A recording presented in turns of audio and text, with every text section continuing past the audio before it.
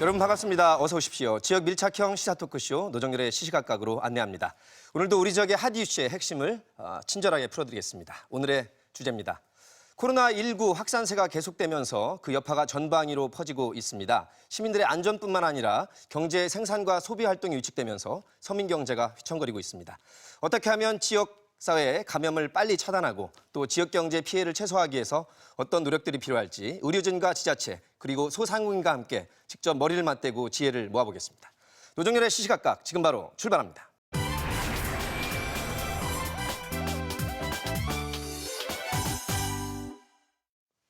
코로나19가 전 세계적으로 확산되고 있습니다. 국내적으로도 같은 현상을 보이고 있고요. 우리 지역 대전, 세종, 충남에서도 첫 확진자가 발생한 후에 불과 2주 만에 100명을 넘어서면서 걱정이 깊어지고 있습니다. 우리가 늘 누리던 일상의 소중함을 다시금 되새기게 되는 요즘인데요. 어떻게 하면 하루빨리 일상으로 돌아올 수 있을지 이분들과 함께 말씀을 나눠보겠습니다. 지난번에 한번 나오셨을 때는 분위기가 좋았었는데 걱정이 더 커지실 것 같습니다. 대전시 보건복지국의 이강혁 국장과 함께합니다. 안녕하십니까? 반갑습니다. 충청남도 경제실의 김석필 실장과 함께합니다. 반갑습니다. 어서 오십시오. 상가주이기도 하시고요. 대전 은행동 상점과 상인의 봉선종 부회장님과 함께합니다. 네, 안녕하십니까? 반갑습니다. 또 좋은 전문 의료 말씀을 듣겠습니다. 세종시 의사회 장선호 부회장님과 함께합니다. 네, 반갑습니다. 안녕하십니까? 네 분의 귀한 말씀을 듣도록 하고요. 시청자 여러분들의 이해를 돕기 위해서 관련 영상으로 안내드리겠습니다.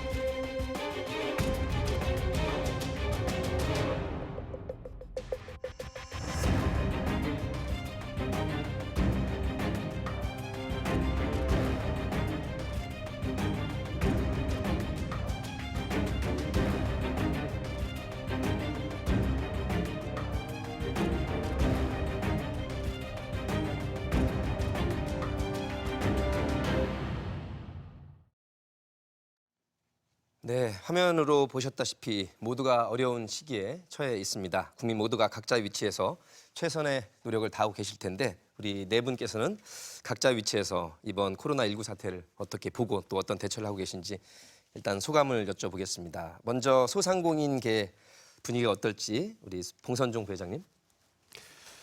예, 확진자가 22일 날 은행동하고 지하상가를 방문한 후에 저희가 완벽한 방역을 현재 마친 상태인데요.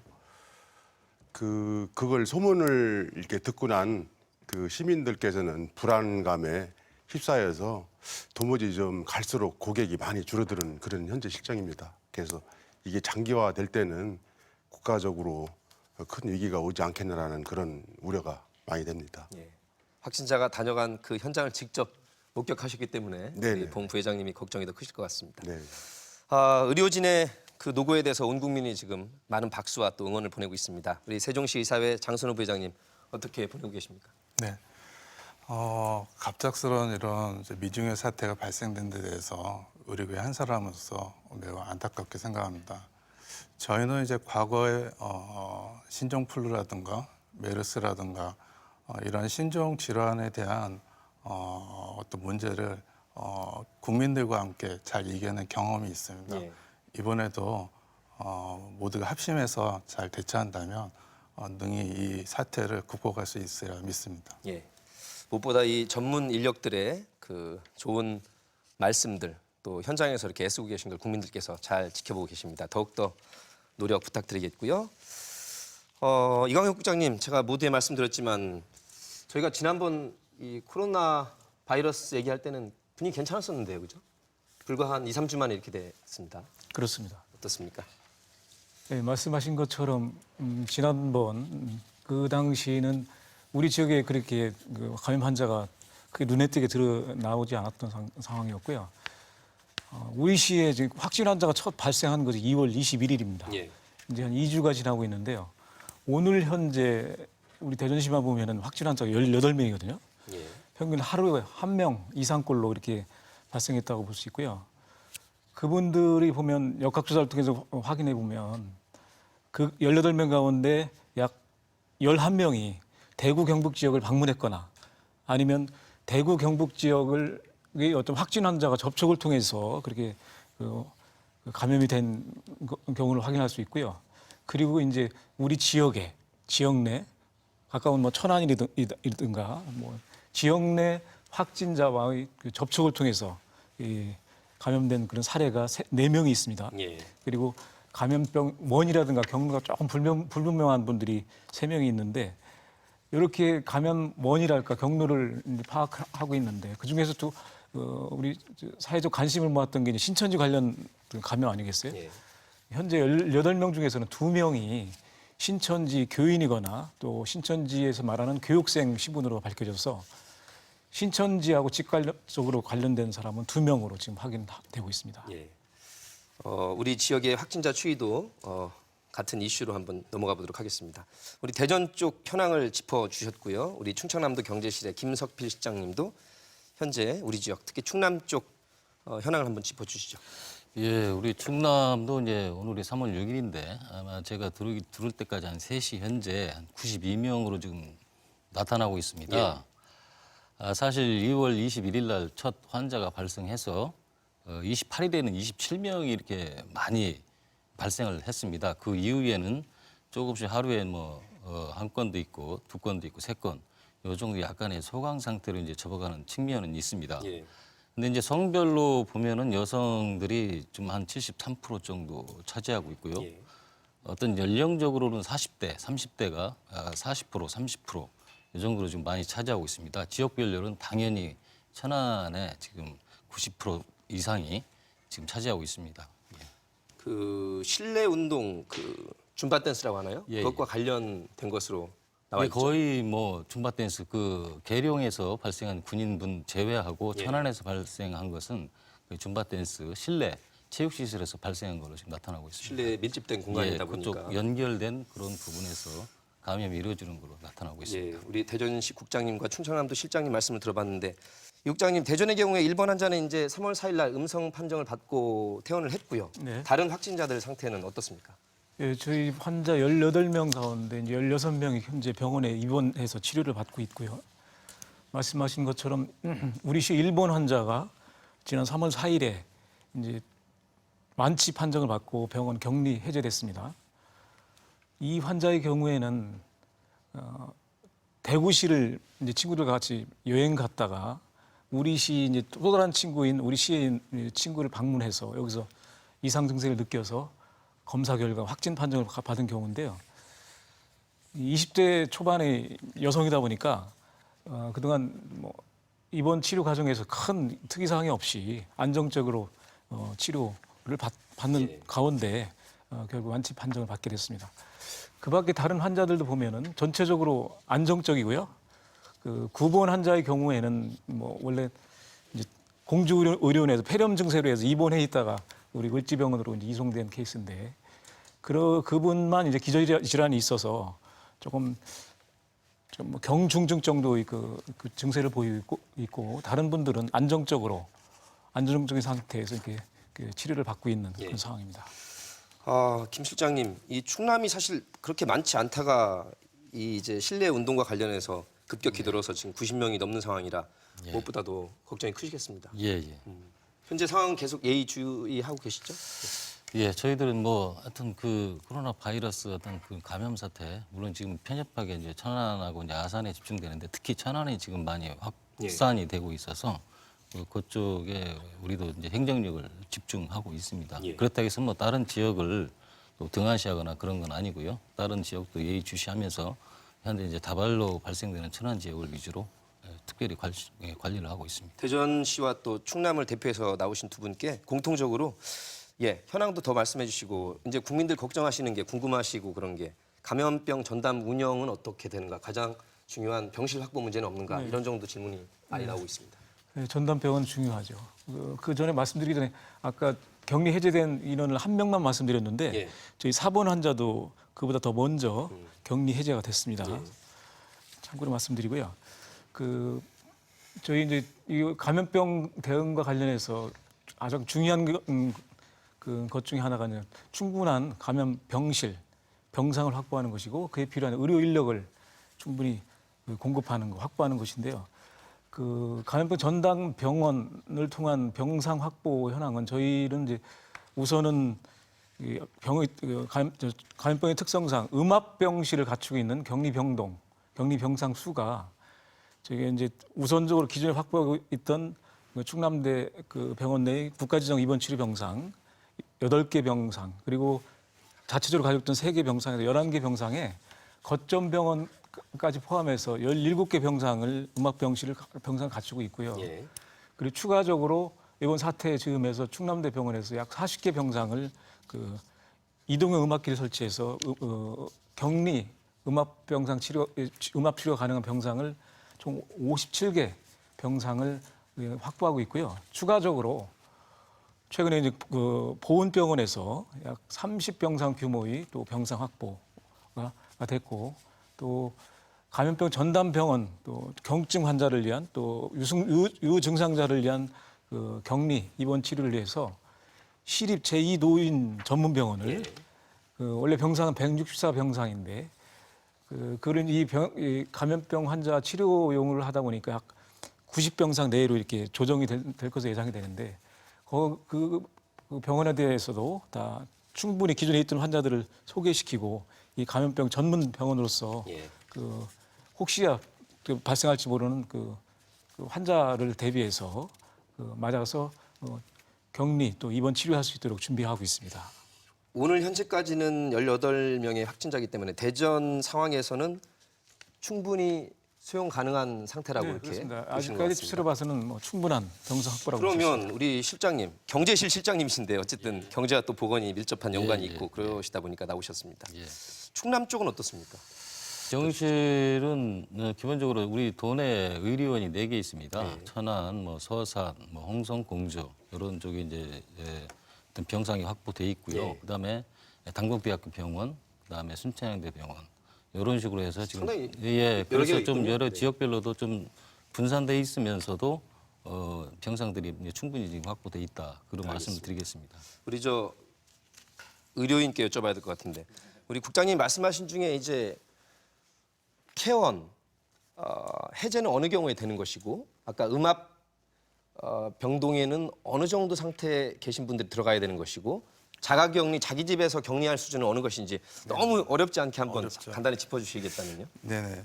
사실 이제 감염병 전담 병원, 이 음압병상을 갖춘 병원을 만약에 구성한다면 사실 지금 이런 사태에 대비해서 우리가 따로 이런 시설을 해야 될 필요가 있습니다. 지금 기존 병원들은 일반 환자들을 위한 것이고 이 음압병상이라든가 특수 질환, 특히 감염병에 대한 이 전문적인 시설은 아니거든요. 예. 그래서 음압병상이라는 거는 쉽게 얘기해서 이제 네거티브 프레셔를 줘서 이런 질환, 바이러스라든가 이런 균들이 밖으로 빠져나가지 못하게 하는 겁니다. 그래서 지금 이제 완치가 되는 그 기준이 저희 나라가 굉장히 엄하게 돼 있습니다. 우리나라는 굉장히 엄하다. 예. 그래서 지금 완치율이 굉장히 다른 나라에 비교해서 현격하게 낮습니다. 중국은 지금 완치율 60% 얘기를 하는데 우리는 굉장히 낮은 숫자거든요. 지금 1%도 안 돼요. 그러니까 우리는 완전히 확실할 때까지는 예, 저희는 해제라는 거를 안 증상이 없어지고 나서 24시간 간격으로 2번의 PCR 검사에서 음성이 나왔을 때 PCL은 뭔가요? PCR 검사는 이제 바이러스를 감지할 수 있는 가장 확실한 방법입니다. 예. 그래서 이 PCR 방법이 우리나라가 지금 6시간 안에 하는 걸 개발을 했다고 저도 소식을 들었고요. 예. 이건 굉장히 고무적인 어떤 거고요. 다만 이제 센시티비티와 스페시피시티에 대한 내용은 없는데 지금 아마 개발된 지가 얼마 안 돼서 그런 것 같고요. 지금 우리나라가 다른 나라에 비해서 이 검사하는 속도가 지금 굉장히 빠르다. 이거는 각고의 노력을 한 질병관리본부와 관계자분들의 노고에 좀 치아를 드려야 될 것 같습니다. 외신에서도 대한민국 확진자가 중국, 이탈리아, 이란 같이 4개 나라가 지금 많은 상태지만 네네네. 가장 정확하고 빨리 진단할 수 있는, 체크할 수 있는 전문 기술이 가장 뛰어나다고. 네, 저희가 말씀하셨습니다. 신종플루 때도 이제 PCR 얘기가 많이 나왔었습니다. 근데 그때는 이제 하루 이상이 걸렸기 때문에 저희가 신속 진단 키트를 센시티비티가 떨어지지만 쓰자 이런 얘기 센시티비티 있었거든요. 민감도? 예, 민감도. 예. 그래서 저희가 이제 지금 현재 기술이 많이 이제 지금 좋아졌고 다만 저희가 원하는 거는 신속 진단 키트 같은 좀 더 빠른 게 나올 수 있으면 좋겠다. 예. 예, 그런 얘기 드리고 싶습니다. 자, 세계보건기구 WHO에서 한국에서 신규 확진자가 이 추세치가 줄어들고 있는 부분을 보면서 고무적인 조짐이 보인다고 판단했는데 저희로서는 뭐 반가운 소식입니다만 이걸 또 완전히 또 우리가 안심할 수 있는 상황은 아니고 역시 의료진인 장 원장님 이 소식은 들으셨죠? 예, 저도 소식 들었습니다. 그래서 그 총장님 말씀은 이제 115국가가 발생하지 않았다. 북한 포함해서. 그리고 이제 중국 외 33개국에서 2천여 명의 확진자 보고가 있고 한국은 신규 확진자가 줄고 있다.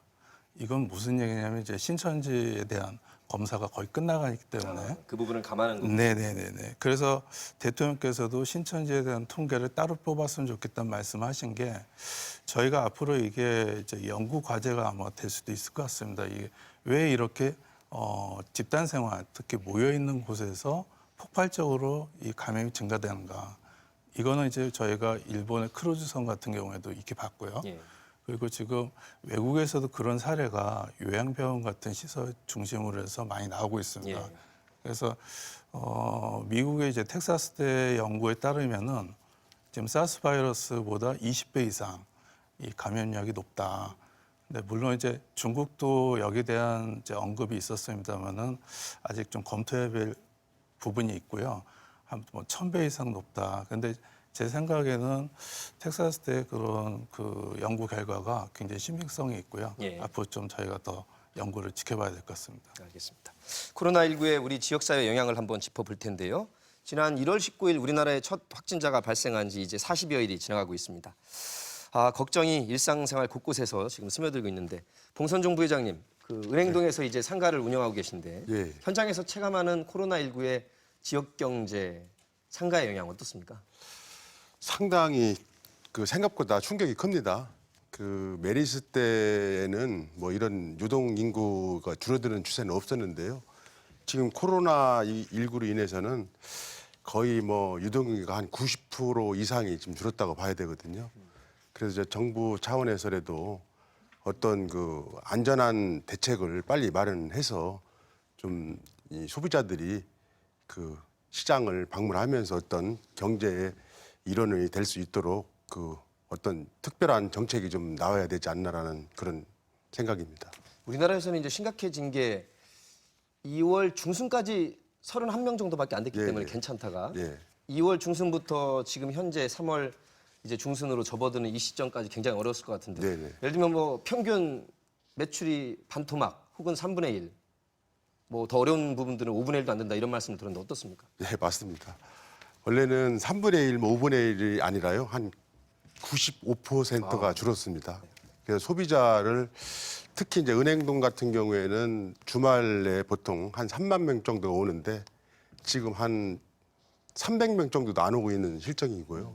평일날 기준에서 한 3,000에서 5,000 정도 오는데 평일날 기준에서 한 100명 정도 이렇게 오는 실정이라서 지금 상점가에 계신 분들이 그 이게 장기전으로 하실 때는 다 모든 걸 철폐하고 그 시골에 가 농사를 짓든지 뭐 다른 방법을 찾아야 되지 않나라는 이런 생각에 아주 그 걱정이 태산이라고 합니다. 그러게요. 뭐 말씀 듣다 보니까 유동인구 자체가 뭐 10분의 1밖에 안 된다라고 예, 예. 체감을 하시니까 예, 예. 당연히 소비 활동이 위축된 것은 자명한 일이겠고요. 네.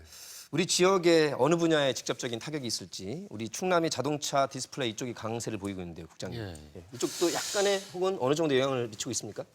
그 2월 달에 이제 중국에서 상당히 코로나가 확산되고 저희들은 이제 그때 당시에 이제 20명 쪽으로 안정화 됐었을 때는 그 중국에서 사실은 저희들 이제 자동차 산업에 어떤 부품이 수입이 좀 안 됐었어요. 안 돼가지고 그런 부분의 어떤 주력 산업인 그 자동차 부품 산업이 조금 어려움을 겪었습니다. 현재도 사실은 뭐 이제 일부 가동은 많이 이제 좋아지고는 있지만 이런 부분에 대해서 좀 어려움이 있고 특히 이제 그 와이어링 하네스라고 해서 그 자동차 내부의 어떤 전선망 같은데 이제 자동차의 혈관이라고도 합니다.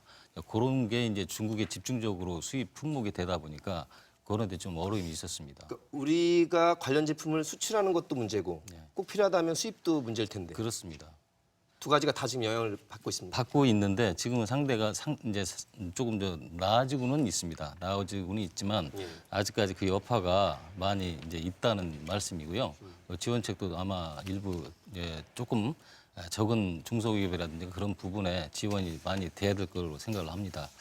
그리고 또 이제 저희들 보면 이제 화훼농가도 사실 도에 한 526농가 정도가 있는데 여기서 뭐 장미라든가 국화 이런 부분이 60에서 한 70% 정도 가격으로 예전에 비해서 이렇게 이제 판매가 되고요. 그 여러 가지 뭐 졸업이라든지 시즌이었는데요. 입학 시즌 이런 각종 행사들이 취소되다 보니까 상당한 매출의 압박을 지금 받고 있습니다. 그래서 보통 이게 평균적으로는 가구당 한 7,200만 원 정도가 지금 이제 되지만 앞으로 이게 계속되면은 좀 어려움이 계속 가중될 것이다 이런 생각을 가지고 있습니다. 특히 또 그 관광이나 외식 산업 이런 부분이 굉장히 요새 사람들이 많이 못 모이니까 이런 부분에 아까 그 말씀을 대전 상인 회장님께서 말씀해 주셨듯이 그런 부분이 좀 어려움이 가중되고 있는 형편입니다. 두 분의 말씀을 들어보니까 이 이유가 어쨌든 언제 어떻게 내가 누구한테 감염을 시킬 수도 있고 내가 부지불식간에 감염이 될 수 있기 때문에 걱정을 하다 보니 잘 못 움직이기 때문에 다 발생한 일인데요.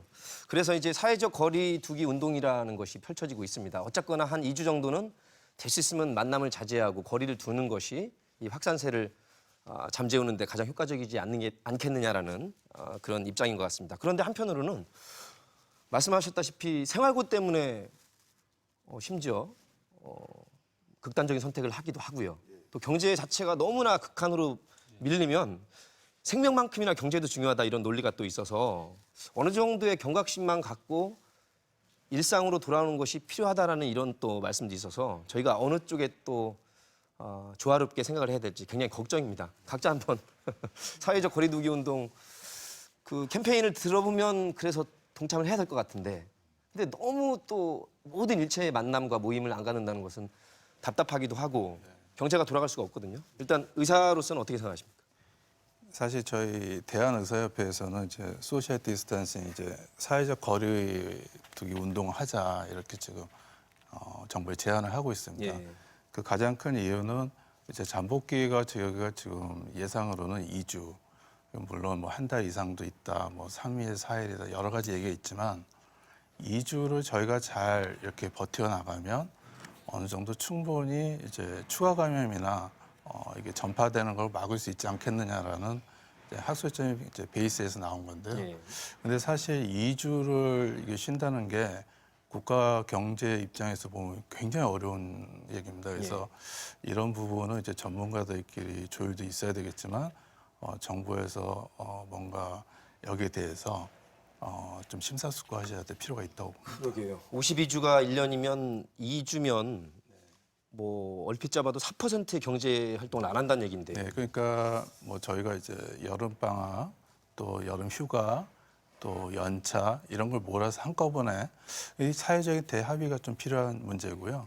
그리고 저희 나라가 지금 여러 면에서 지금 퍼스트 트랙이 특허가 되고 있습니다. 그건 뭔가요? 무슨 얘기냐면 지금 검사를 하는 숫자나 또 이 분야에 대해서 지금 연구하고 지금 하고 있는 의료인들 숫자, 또 지금 발생되는 환자의 숫자가 지금 중국 다음으로 좀 높아져 가고 있기 때문에 많은 나라가 이제 우리나라의 그 통계가 어떻게 나올 것이냐에 대해서 지켜보고 있는 거군요. 지켜보고 우리나라의 있어요. 사례를. 예, 그래서 우리나라가 하는 어떤 그 정책 방향이 다른 나라의 어떤 가이드라인이 될 수 있다. 지금 이런 얘기들이 많이 있습니다. 우리 김 실장님 어떻게 보십니까? 사회적 거리두기 운동 취지는 이해를 하는데요. 글쎄요. 저는 이제 확진이 늘어나는 거다고 지역 경제 어떤 활성화 차원에 뭐 사실은 뭐 두 개 다 잡으면 더 좋겠죠. 근데 결국은 이 감염자가 늘어나는 게 된 일반 도민들이나 국민들은 이제 그 어떤 공포심을 갖고 있고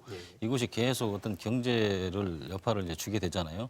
사실은 확진 어떤 그런 부분, 이 감염병이 빨리 줄어드는 게 좀 급선무라고 생각합니다. 경제 실정의 입장으로서도. 그런 추세만 봐도 심리적으로 예, 그렇습니다. 그래서 그렇지만 경제는 최소한의 어떤 생명력을 가지기 위해서는 저희들이 어떤 지방 정부나 또 다른 국가에서도 어떤 지원 정책이나 살아서 숨 쉴 수 있을 때 최소한 정도로 그 정도로 같이 지원을 해줘야 되지 않나. 근데 우선은 이제 감염 확산을 막는 게 급선무가 아닌가 그렇게 생각하고 있습니다. 그게 줄어들지 않으면 경제는 더 악순환으로 돌 그렇죠. 것이기 때문에 예, 그렇습니다. 조금 어렵더라도 사회적 거리두기 운동을 할 필요는 있다. 예. 이런 말씀으로 읽히는데 참 어렵습니다. 저희도 이제 들어올 때 체크하고 손 세정하고 이렇게 들어오긴 했는데 마스크 하고 단골집 가서 식사하고 오거든요. 저는 이 밥까지 안 먹으면 어떻게 합니까? 지역에 있는 그 가게들은. 국장님. 예. 사회적 거리두기 운동. 예. 근데 사회적 거리두기 운동 캠페인이 원래는 지난 1918년 미국에서 이제 하나의 사회 운동으로 시작되었다고 하고요. 그거는 이제 그 당시에 아주 감염성이 높은 그 질환의 확산을 또 전파를 막기 위해서 억제하기 위해서 감염자와 비감염자 간의 어떤 접촉 가능성을 최대한 줄여보자 하는 그런 실천 운동으로 비롯됐다고 하고요. 이제 이 사회적 거리두기 운동이 불과 이제 한 일주일 이내부터 이제 그게 이제 그에 대한 주장이라고 실천 운동이 이제 나오기 시작했는데 지금은 추세가 이제 거슬러 올라가면 막 아까 1월 20일 이제 우리나라 첫 확진자가 나오지 않았습니까? 근데 첫 확진자가 나오고 그 100명까지 이르기까지는 한 달이 넘게 걸렸어요. 그 100명 이른 제가 2월 21일이거든요. 근데 그 후에 보면 100명에서 1000명까지 가는 데는 5일이 걸렸어요. 그렇습니다. 그리고 1000명에서 3000명이 불과 3일 걸렸고요. 그리고 5000명까지 가는 데는 불과 4일 만에 5000명이 넘었고 지금 6000명이 넘지 않습니까? 그런데 다행스러운 거는 이제 이런 증가폭이 물론 증가는 되고 증가폭이 조금 전부 다 줄어들고 있다는 그런 시각에서 좀 이제 안정 뭐 그런 얘기를 일부 나오는데 이렇게 아직은 굉장히 극도로 그 확산에 대한 공포, 불안감이 있는 상황에서 그 우선은 경제 문제도 있고 다른 뭐 문제도 있지만 일단은 감염병만 놓고 봤을 때는 지금 이런 사회운동을 통해서라도 최대한 차단시키는 게 필요하지 않는가 해서 이제 사회적 거리두기 캠페인을 하는데 당연하고 마땅한 그런 어떤 제안이라고 봐지고요. 그래서 우리 개개인들이 물론 소비를 진작시키기 위해서는 많이 외출하고 또 사회 거리에 뭐 가게든 식당이든 사람이 유동인구가 많아야 지역 경제가 활성화되겠지만 일단 감염 경로를 차단한다는 의미에서는 외출을 각종 자제하고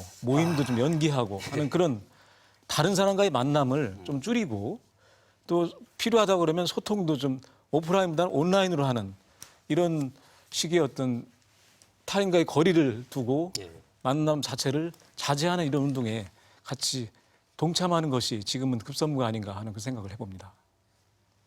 2주라는 말이 나온 지도 한 달 전부터 2주가 굽이고 2주를 잘 봐라 그러는데 벌써 또 여기까지 왔거든요. 지금 3월 8일 오전 방송이 나가는 이 시점에서 2주면 3월 23일 정도 다음 주 토요일까지 2주 정도 사회적 거리두기 운동이 꼭 필요하다는 말씀인데 어떻습니까? 저는 뭐 10대 명 이상 모이는 데는 안 가지만 동네에 마스크하고 산책하고 가서 뭐 김밥이라든가 라면을 단골집에서 먹고 다시 또 마스크 쓰고 집으로 오거든요. 네네. 뭐 어떤 때는 우리 저도 가족 그렇게 합니다. 서너 명이서 이렇게 먹기도 하고. 네네. 이런 것도 위험할 수 있습니까, 그럼? 사실은 이제 외국의 전문가들 입장에서는 동성 공개로 인한 폐쇄를 권장하지는 않습니다. 우리나라가 약간 과도한 측면이 있고요. 저는 이 지금 동성 공개 이 방향이 이제 저희가 할 수 있는 지금 이 노력인데요. 뭔가 좀 새로운 방법을 이제 찾아야 된다고 생각합니다. 그러니까 저희가 사실 그 확진자가 지나갔다 해서 거기서 다른 사람이 걸린다. 그런 확률이 굉장히 낮습니다. 그렇다면 우리가 어떤 방법을 찾아야 되느냐 이런 걸 생각을 해봐야 되는데요. 요즘에는 이제 그 유전자 그러니까 진 시퀀싱을 이제 통한 유전자 분석을 많이들 하고 있습니다. 우리나라가 아직 그 부분이 약간 약합니다. 그래서 만약에 그 진 시퀀싱을 갖다가 철저하게 확진 환자 위주로 해서 하게 된다면 이 지인의 어떤 그 이제 정보를 갖다 우리가 알게 되고 그래서 이게 만약에 다른 환자에서 똑같은 지인이 나왔다. 그러면 이게 클론이기 때문에 이 환자가 같이 연결되는구나. 그냥 자연스럽게 알 수 있습니다. 그리고 어떤 뮤테이션, 돌연변이가 나타난 경우에는 이 환자 좀 심하게 많이 발생되는 곳은 이런 뮤테이션이 있기 때문에 그렇다. 저희가 좀 과학적으로 접근해 가면 아주 좋은데요. 근데 이런 검사 기계가 이제 옥스퍼드 나노포라는 이제 미니언이라는 기계가 있습니다. 중국도 이번에 그 대규모로 구입을 해가지고 하고 있는 걸로 알고 있는데요. 만약에 이 방법을 사용하게 된다면 제 생각에는 동선 공개 문제를 조금 더 완화시킬 수 있는 어떤 테크닉이 되지 않을까 이런 생각이 있고요. 전문 지식과 기술이 쌓인 다음에는 지금보다 좀 완화하는 방향으로 가도 되겠다. 그리고 저희가 지금 유전자 분석 쪽에 대한 조금 연구 노력과 조금 시도가 필요합니다. 그래서 저희가 그 이유가 좀 저희는 이제 이미 메르스 때 한번 그 경험을 해봤기 때문에 어떤 환자가 슈퍼 전파자다. 그리고 어떤 환자는 경하다. 이런 얘기가 지금 환자 동선을 추적해 가서 나온 결과를 보고 있거든요. 근데 그거는 이제 저희가 여태까지 모든 역학조사관들이 노력해서 하신 거고요. 과학적인 분석으로 들어가면은 제네틱 시퀀싱을 찾아봐서 만약에 임팩티비티가 높은 돌연변이가 있는 어떤 바이러스다. 이게 확인이 되면 이쪽 부분이 특히 이 지역이 지금 고위험도가 있다. 저희가 이렇게 접근할 수가 있습니다. 그래서 지금 현재 나온 이런 방법들을 사용한다면 동선 문제를 조금 더 완화시킬 수 있는 어떤 기술이 되지 않을까. 전문적인 용어가 많이 나오긴 했지만 네네. 역학조사관이 면접도 하고 이렇게 물어서 네네. 인터뷰 중점으로 할 것이 아니라 정확한 의학적, 과학적 근거를 가지고 그렇죠. 판단을 하게 네네. 된다면 지금 그 이유가 뭐냐면 지금 중국 같은 경우에는 그 제네틱 시퀀싱에 대한 그 제네틱 시퀀싱을 우리말로 뭐라고 번역합니까? 유전자 분석. 유전자 분석. 예.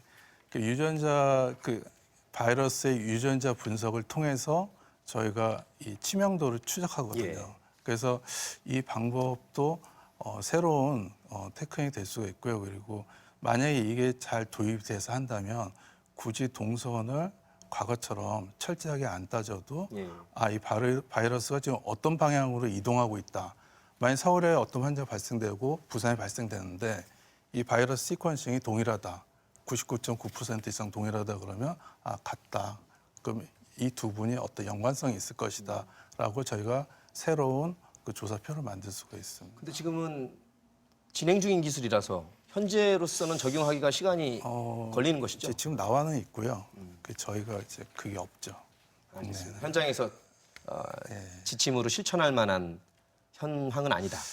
만약에 저희가 이제 고비가 4월로 보고 있는데요. 여러 가지 증거가 있는데 지금 한 2달 남았습니다. 그래서 2달 안에 그런 걸 좀 보강한다면 아마 국민들 위해서 좀 더 안심한 그런 정책을 펼칠 수 있지 않을까 생각합니다. 동선 말씀을 하셔서 이게 필요성을 인정하는데 어디까지 또 사생활 침해 논란도 있고 그래서 그래도 투명하게 공개를 해야지만 그 확진자가 있었던 시기에 있었던 사람들 자가 체크하고 경각심을 가지라는 의미에서 공개하는 거 아니겠습니까? 네. 이를 두고도 이제 장단점을 논하더라고요. 국장님 어떻게 보세요? 네, 뭐 동선 공개에 대해서 지금 뭐 우리 의사 분이시니까 전문적으로 이렇게 분석 그런 기술적인 걸 말씀하셨는데 현실적으로 보면은 그 확진자가 발생했을 때 그 동선 공개는 그 뭐 시민이면 시민, 국민 모두의 큰 관심사거든요. 그 확인하고자 하는 그런 열망이 또 대단히 많고요. 그런 걸 반영했을 때 동선 공개를 하는 그 기본의 목적은 우선은 뭐 그런 기술적인 부분까지 가지 않더라도 감염원이 뭔지, 감염 경로가 어떻게 되는지를 파악하는 것이 고요. 또 하나는 이제 그 경로상에 있는 사람 중에 접촉자를 파악해서 그 사람들을 선제적으로 조치하고 그 어떤 감염 가능성을 차단하고 또 잠재적인 환자라고 할까 이런 분들에 대해서 조기 진단해서 그 진단 결과에 의거해서 빨리빨리 치료를 하거나 조치를 하는 것이 기본적인 목적 아니겠습니까? 예. 그래서 감염 동선 공개를 하기 전에 그 조사를 하는 그 범위가 말씀드렸던 감염 경로를 조사할 때는 지침에 의거해서 증상이 발생하기 전 14일 동안의 그 역학적 연관 상황을 고려해서 1차로 면접, 예. 역학적 면접하고 그 2차 심층 조사를 또 합니다. 예. 심층 조사 과정에서는 뭐 GPS라든가 또 그 본인의 카드 사용 내역조회 예. 그리고 CCTV 등을 확인하는 그런 과정을 거치고요. 그 접촉자를 조사하기 위해서는 증상이 발생하기 하루 전부터 이제 24시간 전부터 거슬러 올라가서 범위를 설정하는데 그 범위 설정할 때 그 기준이 그 당시 환자의 증상이 어땠는지 또 마스크를 착용했는지 또 노출된 상황과 그 시기 등을 종합적으로 고려해서 그 아까 말씀드린 CCTV나 이런 걸 확인해서 접촉자를 정하는데요. 저희 시 같은 경우에는 이런 기준에 의거해서 그 확진자가 발생했을 때는 1차로는 이제 해당 보건소에서 기초적인 조사를 합니다. 예. 그리고 2차 때는 이제 시 역학조사관이 팀이 나가서 이제 무산 그 구술로 면접을 통해서 조사를 하고요. 그걸 이제 공개하게 되는데 공개하는 내용은 각 환자의 일자별 이동 동선, 거기는 이제 거주지라든가 직장까지 포함하고요. 예. 그리고 방문했던 장소, 또 시설이 될 수도 있고 업소가 될 수도 있고요. 그렇게 해서 공개를 하고 접촉자에 대해서는 바로 이제 시스템에 등재를 해서 예. 관할 지자체에서 구 보건소에서 이제 그 관리하도록 그렇게 하고 있는데요. 예. 말씀하신 것처럼 동선 공개에 대해서는 이 논란이 끊임없이 있습니다. 어디까지 공개하는 게 좋은지 예. 어쩐 통일된 획일적인 기준이 좀 덜 정립되어 있다 보니까 그렇지만 이거는 분명히 필요한 것이고요. 그 동선을 공개해서 이제 그 감염 가능성을 차단하고 예방 조치를 바로 하게 되거든요. 시설을 폐쇄하고 방역을 한다든가 이런 점을 봤을 때는 당연히 그 필요하고 예. 장점이라고 할 수 있는데 문제는 이제 공개함으로써 있는 그 피해자들이 있습니다. 업소라든가 또 개인한테 부여되는 어떤 낙인, 차별 예. 이런 게 있어서 그 당사자가 굉장히 거기에 대한 거부감을 갖고 그래서 그 어떤 이런 필요성 그거는 이제 시민의 안전이라든가 시민 불안감을 해소하는 그 필요성 부분하고 그로 인해서 입는 개인의 프라이버시 침해 문제 또 나아가서 인권 문제 그리고 영업이익이라든가 어떤 그 과도한 공개를 통해서 오게 되는 그 피해에 대해서도 잘 형량해서 저희가 이제 그 조사관들이 협의해서 공개 범위를 정하고 하는데요. 예. 단 1차로 공개하면 그걸로 끝나는 게 아니고 반복적으로 심층 조사를 하면서 확인된 거는 다시 확인됐음을 또 다시 업데이트해서 공개하거든요. 알겠습니다. 그렇게 해서 안전성 여부까지 예. 확인해서 또 알려드리고 있습니다. 저희가 핵심이 시민의 안전도 중요한 가치지만 우리의 일상생활과 경제도 중요하다고 그래서 제가 이제 봉 부회장님께 여쭤볼게. 은행동 상가에 그 일본 확진 환자가 다녀간 이후에 일단은 폐쇄가 됐죠. 지하상가는 지하상가가. 예, 되고요. 예. 그 은행동은 한 6개 점포가 폐쇄가 돼 있었습니다. 그게 기간과 시간으로 따르지면 어느 정도 폐쇄가 된 겁니까? 지하상가는 하루 폐쇄를 했고요. 하루, 예. 은행동은 3일 폐쇄했습니다.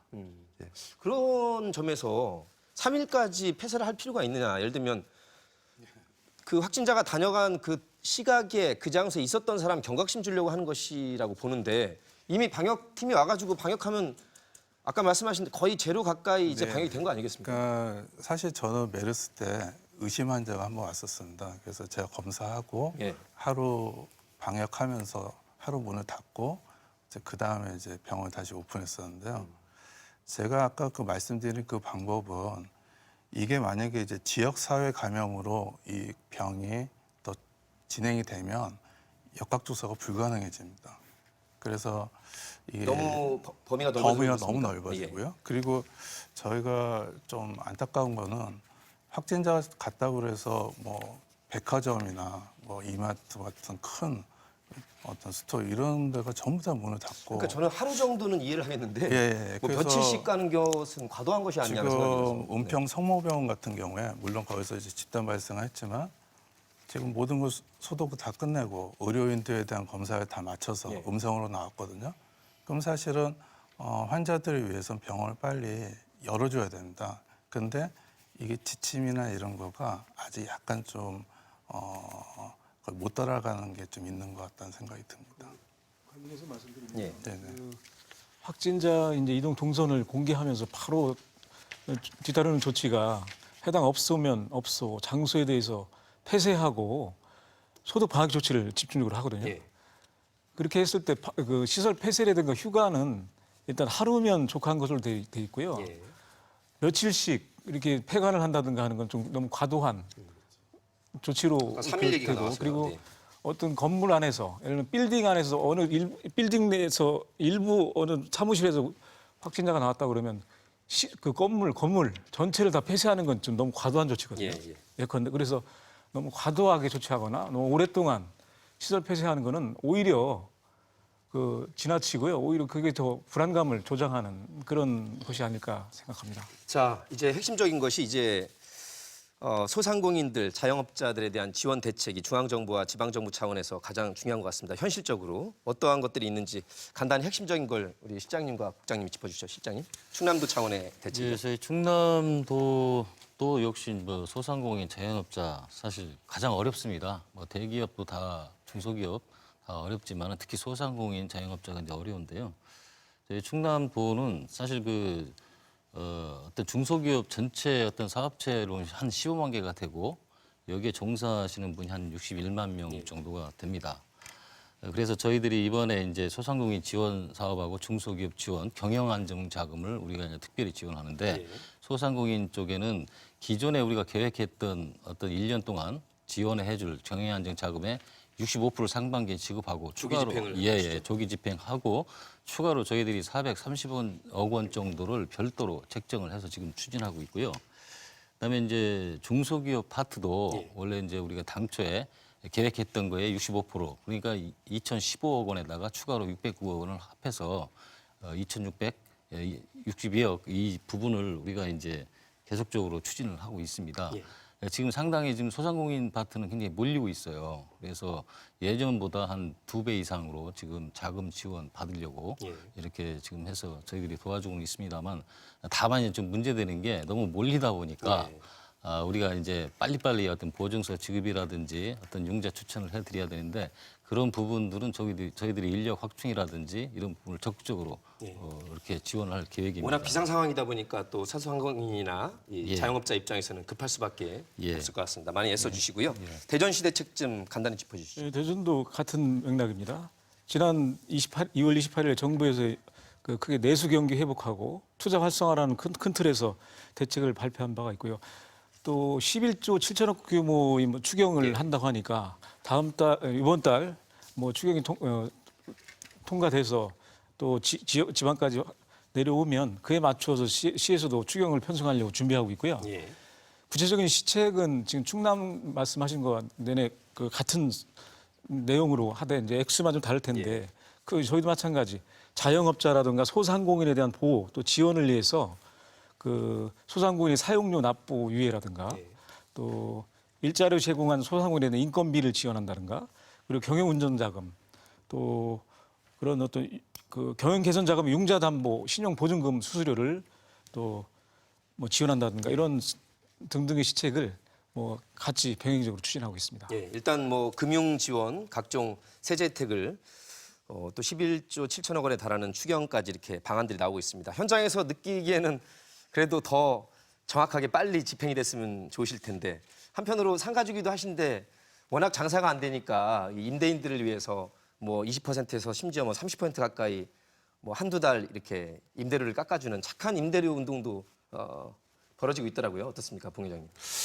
예, 저희 은행동에서는요, 그 전국에서 아마 첫 번째로 이 착한 임대료 인하에 저희가 선두 주자가 됐습니다. 어제도 그 시장님한테 그렇게 보고를 드렸지만은 그리고 다른 지역에서는 뭐 대구라든지 전주, 광주에서 이제 한다고 했는데 실질적으로 말로만 한 거지 저희처럼 이렇게 구체화 이렇게 돼서 된 건 없고요. 그래서 저희가 이제 상가의 그 점주들이 있어야 건물주도 있는 거 아니냐. 예. 그래 적극 좀 협조를 해서 이런 어려운 위기를 대전시가 솔선수범해서 우리 은행동이 대전시를 좀 홍보도 하고 대전시가 지금 현재 그 대전 방문회로 지정이 돼 있지 그렇죠, 않습니까? 그래서 거기에 좀 동참하는 차원에서 저희가 적극 그렇게 협조하게 됐습니다. 예, 감사한 일입니다. 모범 사례가 다만 한두 달이라도 좀 전국으로 퍼졌으면 좋겠고요. 이제 좀 실천 방안으로 들어가 보겠습니다. 일상생활에서 실천하는 방안 정말 귀가 따갑도록 많은 매스미디어에서도 나오고 있고 뭐 SNS를 통해서도 많이 나오고 있는데 전문가께는 마스크에 대한 얘기 여쭤보겠습니다. 마스크 대란이라고 할 정도로 뭐 줄서기까지 얼마 전까지 목도를 했었습니다. 우리가 지금 현재 하루에도 1,200~1,300만 장은 찍어낼 수 있는데 5,300만이다 보니까 안 맞아요. 네. 그러다 보니까 이제 마스크 오브제란 말까지 나오고 네네네. 주민등록까지 확인한다는 말이 나왔는데 글쎄요. 일주일에 2개 정도 이제 배분을 한다고 하는데 이거 괜찮습니까? 원래는 이제 일회용 제품이기 때문에 한번 쓰시고 버리는 게 맞고요. 이게 원칙이다. 네. 네. 그리고 이제 개인 보호 장비로서 마스크는 이제 기본적인 이제 필수 요소라고 볼 수 있습니다. 다만 이제 공급 문제 때문에 그런데 저희가 이제 그 마스크가 우리나라가 상당히 많이 발달된답니다. 그래서 황사 때문에 아, 예. 그래서 외국어 마스크가 이제 서지컬 마스크라고 해서 저희 병원에 쓰는 거 그리고 N95라고 해서 마스크가 있습니다. 그 두 가지밖에 없는데요. 그리고 이제 뭐 좀 뭐 큰 장비 같은 거 쓰는 것도 있고요. 근데 우리는 황사 마스크라 해서 코리안 필터 이제 80, 94, 99가 있습니다. 예. 이건 참 준비가 잘 돼 있는 건데 다만 이제 구하기가 어렵다. 이게 지금 관건인 것 같습니다. 근데 외국에 있는 의료진도 일부는요. 네네. 건강한 사람 그렇게까지 과도하게 마스크 착용 안 해도 된다고 할 정도로 예를 들면 밀접한 곳이 아니면 사실은 저도 이제 진료할 때만 마스크를 쓰고 집에 갈 때는 마스크를 안 쓰거든요. 그런데 지금 이제 심리적인 문제가 큰 것 같습니다. 예. 왜냐하면 지금 워낙 그 불확실한 이런 바이러스에 의해서 이제 유도된 이런 사태가 국민들로 하여금 약간의 그 공포심 그리고 여기에 대한 이제 불안감이 더 가중이 돼서 문제가 된 것 같고요. 좀 만약에 처음부터 그 정부 쪽에서 마스크에 대해서 그렇게 강하게 안 했었으면 오히려 미국 CDC에서 얘기하는 마스크를 질병관리본부. 예, 질병관리본부 얘기하는 마스크를 일반인은 안 써도 된다. 그걸 받아들였을지 모르겠습니다. 근데 제가 이제 있는 세종시만 해도 청사를 들어가려면 마스크를 쓰지 않고는 못 들어갑니다. 네. 그래서 이게 정책이라는 게 처음이 중요합니다. 그래서 첫 정책을 수립했을 때 과연 이게 국민들과 또 우리가 갖고 있는 여러 자원, 특히 이 마스크도 하나의 큰 의료 자원인데요. 네. 이걸 소모하지 않으면서 한정된 자원을 얼마만큼 효율적으로 쓸 수 있느냐. 예. 그래서 지금 사태는 이제 부족한 것 같은데 어떻게든 이거를 만들어서라도 국민들이 안심하시고 사용할 수 있도록 우리 정부가 좀 더 노력했으면 하는 마음입니다. 애초에 정확한 데이터와 외신을 포함해서 또 외국 전문가들과 우리 국내 의료진의 전문 지식을 다 종합해서 마스크에 대한 네. 체계적인 이 홍보가 됐어야 되는데 네네네. 중요하다고는 해놓고 또 일반 국민들 입장에서는 네. 막상 그렇게 공급이 안 되는 것 같으니까 심리적으로 워낙 불안해진 것 이제 같습니다. 상황이 급박하다 보니까 뭐든지 뭐 처음엔 다 이 실수가 있을 수 있습니다. 그래서 그런 걸 탓하기보다는 예. 이제 앞으로 어떻게 이걸 잘 대비해 나갈 거냐. 왜냐하면 지금 끝난 상황이 아니기 때문에 저희가 여기에 이제 더 몰두를 하고 지혜를 모아야 될 것 같습니다. 예.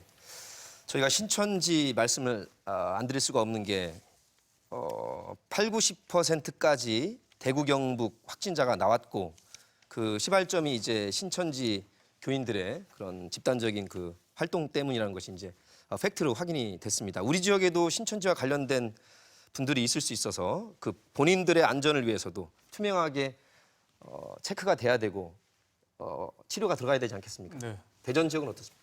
그분들에 대해서 다 전수조사를 해서 역시 마찬가지 유증상 여부를 확인해서 유증상자들은 우선적으로 해당 보건소에서 검사를 하도록 제가 유도를 해서 예. 지금 검사 결과는 거의 다 나온 상태고요. 일부만 이제 검사 결과를 기다리는 상황입니다. 그런 과정에서 처음에 말씀드렸던 우리 18명 환자 가운데 신천지와 관련된 환자가 2명이 있는데 이 두 분의 경우에는 신천지 대전 지파에 소속된 그런 교인이 아니고 거주지는 여기인데 대구 지파에 소속되어 있는 교인으로서 거기 예배를 참여하고 왔다든가 아니면 거기 교육생 신분으로 거기서 교육을 받고 와서 거주지가 여기다 보니까 여기서 검사를 받은 결과 그렇게 되고. 확진이 나온 케이스입니다. 예. 사실 이제 지역 사는 곳이 있고 또 밀집된 곳에서 활동 혹은 포교 활동 하다 보니까 번진 사례도 있어서 면밀히 또 체크를 해야 될 것 같습니다. 충남도 지금 관련해서 체크하고 있나요? 신천지 관련 교인이 한 6천여 명 정도 충남에. 있는 걸로 알고 있고요.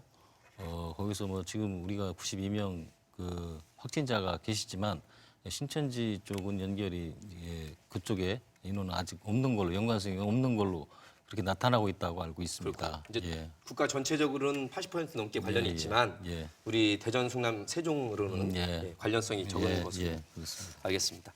자, 이제 슬슬 마무리할 시간이 돼 가는데요. 우리 두 분 공직자께서는 지역 공공의료 체계 현황과 앞으로 보완점을 좀 짚어 주시고요. 우리 봉 회장님은 지금 각종 대책이 나왔습니다만 실제 중소상공인들과 자영업자에게 어떤 것이 더 필요할지 좀 짚어주시고 우리 또 의사이신 장 원장님께서는 우리 국민들께 경각심을 갖되 지나친 공포와 불안에 휩싸일 필요는 없다는 점, 또 언론에서도 너무 과도하게 좀 부추기는 것 아니냐 일반 비판이 또 있습니다. 그런 점도 다 함께 짚어보도록 하겠습니다. 먼저 우리 이 국장님. 네, 공공의료 체계 관련해서는 지금 이 감염병 사태 즈음에서는 감염병 전담병원이라는 어떤 의료기관으로서 그게 이런 사태에 대응할 때 굉장히 중요한 핵심적인 역할을 하는데 우리 시의 경우에는 현재 이제 감염병 전담병원으로서 역할은 이제 국립대 병원이면서 공공의료기관이라고 할 수 있는 충남대병원이 아주 가장 중추적인 역할을 하고 있고요. 예. 현재 우리 시의 공공의료 체계를 보면은 1차 공공의료 1차 기관이라고 하면 보건소가 있습니다. 보건소가 선별 진료소 기능을 하고요. 예. 9개 종합병원과 함께. 그리고 2차 공공의료 기관이라고 하면은 이제 지방의료 공공의료원이라고 할 수 있는데 우리 시는 그게 없습니다, 지금은. 그리고 3차가 충남대병원이라든가 이건 공공의료기관으로서의 군입대 병원이 그런 역할을 하는데 2차 공공의료 체계 2차 기관이라고 할 수 있는 공공의료원이 없는 상황에서 충남대 병원에서 이제 그런 역할까지 같이 하는 그런 상황이다 보니까 그런 어려운 점이 한편 있지만 지금 타 시도에 보면은 전국에 34개의 공공의료원이 있거든요. 예. 충남만에는 3군데가 있고요. 근데 그런 점이 현실적으로는 아쉬운 점이 있지만 그런 과정에서 충남대 병원을 중심으로 이제 나름 공공의료 체계 안에서 이렇게 대응해 나가고 있다는 말씀드리고요. 그런 점에서 앞으로 우리 시의 이번뿐만 아니고 차후를 위해서라도 우리 시가 좀 더 보완해야 될 거는 공공의료 체계 면에서 예.